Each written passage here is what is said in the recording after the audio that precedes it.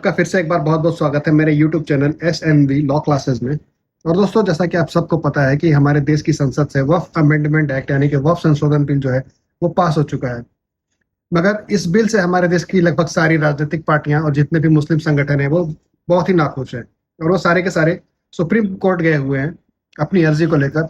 और उनका कहना है कि ये जो बिल है हमारे देश के संविधान के खिलाफ है और आर्टिकल 26 का वायलेशन है। तो दोस्तों, आज हम लोग जानने की कोशिश करेंगे कि आर्टिकल 26 क्या है, आर्टिकल 26 क्या कहता है, और साथ ही साथ ये भी जानने की कोशिश करेंगे कि वक्फ क्या होता है, वक्फ कौन कौन कर सकता है, और वक्फ की गई संपत्तियों का या वक्फ की गई चीजों का क्या इस्तेमाल हो जैसा कि सकता आप सबको पता है कि हमारे भारतीय संविधान का आर्टिकल 25 हमें right to freedom of religion यानी कि धर्म की स्वतंत्रता का अधिकार देता है।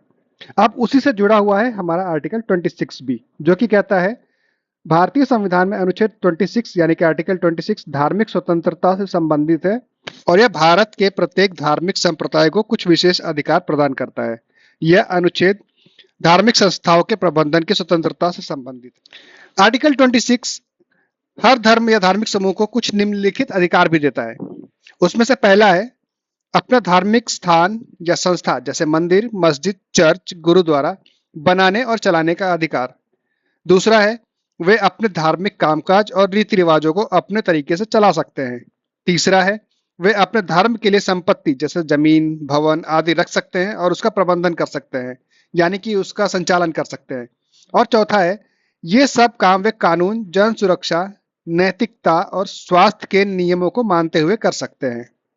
अब जितनी भी राजनीतिक पार्टियां और मुस्लिम संगठन के लोग इस संशोधन के खिलाफ सुप्रीम कोर्ट में गए हैं, उन्होंने अपनी दलील में इन्हीं 3 बिंदुओं को अपना आधार बनाया है। अब ये बिल, ये संशोधन भारतीय संविधान के खिलाफ है या नहीं, या फिर ये आर्टिकल 26 को वायलेट करता है या नहीं, ये हमारा सुप्रीम कोर्ट डिसाइड करेगा। हम लोग आगे बढ़ते हैं और ये जानने की कोशिश करते हैं कि वक्फ क्या होता है या फिर वक्फ किसे कहते हैं और वक्फ कौन कौन कर सकता है और वक्फ की संपत्तियों का या वक्फ की चीजों का क्या क्या इस्तेमाल हो सकता है। दोस्तों, ये जो वक्फ होता है ये पूरी तरीके से इस्लामिक लॉ यानी कि शरीयत या शरिया कानून के ऊपर आधारित है, जिसके अंतर्गत वक्फ का मतलब होता है अपनी कोई चीज जैसे जमीन, दुकान, पैसा या घर अल्लाह के नाम पर हमेशा के लिए दान देना, ताकि उसका उपयोग अच्छे और नेक कामों में होता रहे, जैसे मस्जिद बनवाना, स्कूल या मदरसा चलाना, गरीबों की मदद करना या फिर अस्पताल भाषा में समझे तो अपनी संपत्ति को अच्छे और नेक काम के लिए अल्लाह को दान कर देना ही वक्फ। जो भी व्यक्ति अपनी संपत्ति को वक्फ करता है उसे वाकिफ कहते हैं, और जो व्यक्ति उस संपत्ति की देख रेख या फिर उसका संरक्षण करता है उसे मुतवल्ली यानी मैनेजर कहते हैं। और एक बार जो संपत्ति वक्फ कर दी गई उसे ना तो खरीदा या बेचा जा सकता है, ना ही उसका कोई पर्सनल इस्तेमाल किया जा सकता है, और ना ही उसे वाकिफ वापस मांग सकता है। अगला सवाल ये कि वक्फ करते कैसे हैं।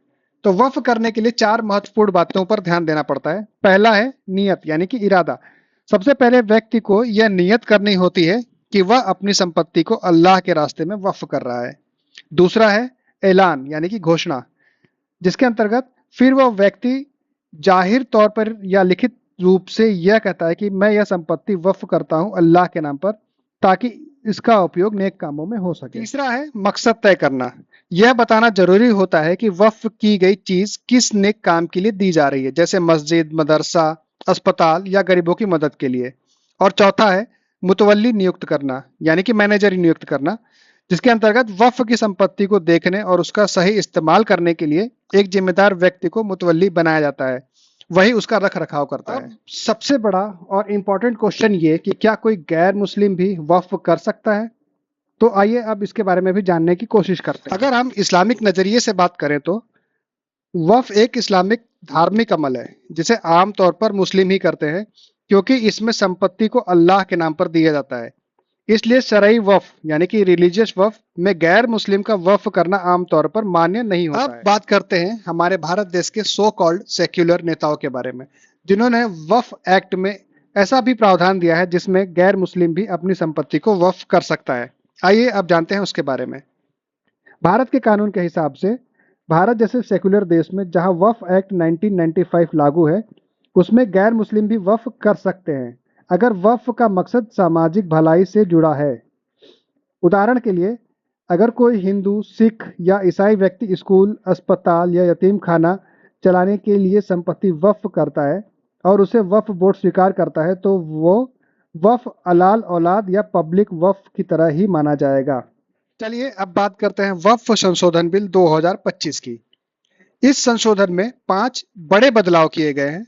आज हम उनके बारे में ही बात करेंगे। जो बड़ा बदलाव किया गया है वो है वक्फ अधिनियम 1995 यानी कि 1995 की धारा 40, जिसके अंतर्गत यह धारा वक्फ बोर्ड को यह अधिकार देती थी कि यदि उसे यह शक हो कि कोई संपत्ति वक्फ संपत्ति है, चाहे वह दर्ज हो या ना हो, तो वह जांच करके यह तय कर सकता है कि वह संपत्ति वक्फ की है या नहीं। तो इस वक्फ अधिनियम 1995 की धारा 40 के अंतर्गत वक्फ बोर्ड को इतनी फ्रीडम दी गई थी कि वो किसी भी संपत्ति, यानी कि वो प्राइवेट हो, कोई ट्रस्ट हो, कोई मठ हो, यहाँ तक कि कोई मंदिर भी हो, तो भी उस संपत्ति को अपना घोषित कर सकता था और यह फैसला उसका अंतिम फैसला होता था, यानी कि इसकी कोई अपील नहीं की जा सकती थी।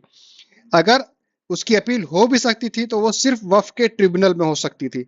मगर अब वक्फ अधिनियम 1995 की धारा 40 को समाप्त कर दिया गया है, जिसके अंतर्गत अगर अब वक्फ किसी भी संपत्ति के ऊपर अपना दावा ठोकता है तो पहले उसकी जांच की जाएगी।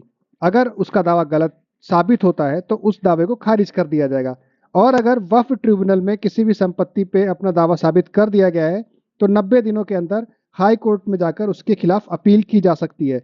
पहले यह प्रावधान नहीं था। वक्फ संशोधन एक्ट में जो दूसरा बड़ा बदलाव हुआ है उसके अंतर्गत संस्थापक यानी कि वाकिफ के लिए यह जरूरी हुआ है कि वह कम से कम 5 वर्ष से इस्लामिक धर्म का अभ्यास करता हो तथा घोषित संपत्ति का मालिक हो। अब इसके अनुसार अगर कोई भी व्यक्ति जो नया नया मुसलमान बना है, जो किसी डर की वजह से या फिर किसी लालच की वजह से या किसी धमकी की वजह से जो नया नया मुसलमान बना है, वो अपनी संपत्ति को वक्फ नहीं कर सकता है। उसे अपनी संपत्ति को वक्फ करने के लिए कम से कम 5 साल से इस्लाम धर्म का पालन करना चाहिए, तो ही वो अपनी संपत्ति को वक्फ कर पाएगा। वक्फ संशोधन बिल में जो तीसरा बड़ा बदलाव किया गया है वो ये है कि नए अधिनियम की धारा 3A2 के तहत यह सुनिश्चित किया गया है कि वक्फ अल औलाद के पूर्व कभी भी महिलाओं की वारिसी हिस्सेदारी को रोका या वंचित नहीं किया जा सकेगा।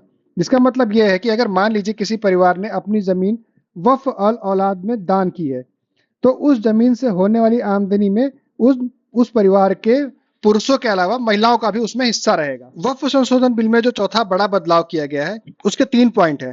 पहला पॉइंट है गैर मुस्लिम सदस्यता, जिसके अंतर्गत संशोधित अधिनियम के अनुसार केंद्रीय वक्फ परिषद और राज्य वक्फ बोर्डों में 2 गैर मुस्लिम सदस्यों को शामिल किया जाएगा, जिससे पारदर्शिता और समावेशिता बढ़ेगी।